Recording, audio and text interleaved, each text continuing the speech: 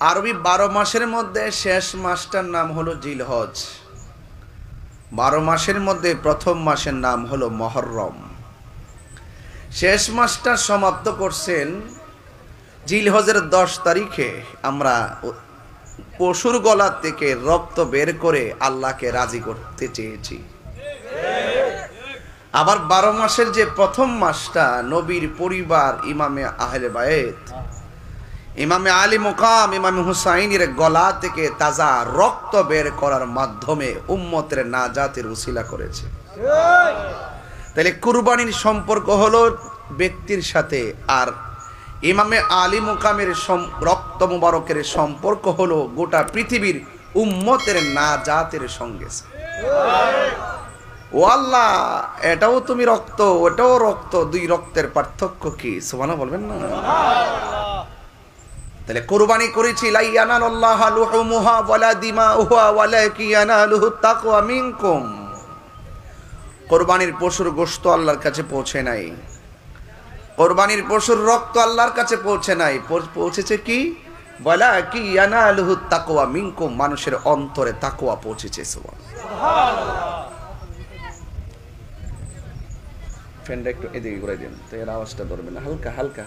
ঠিক আছে, এই ঠিক আছে, ঠিক আছে। ভাইরা আমার,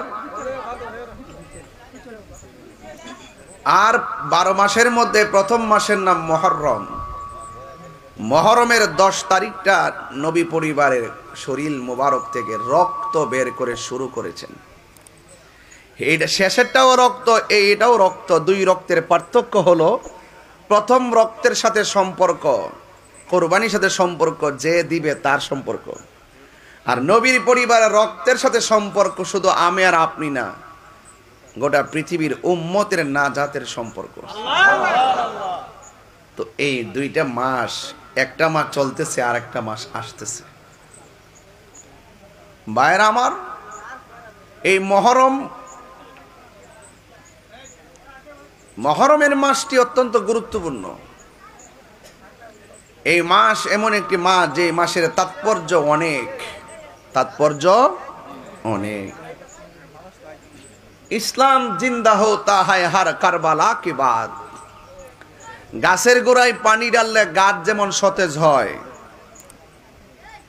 ইসলামের কঠিন মুহূর্তে বদরের প্রান্তরে সাহাবীরা মরুভূমিতে রক্ত দিয়েছেন, ইসলাম জিন্দা হয়েছে।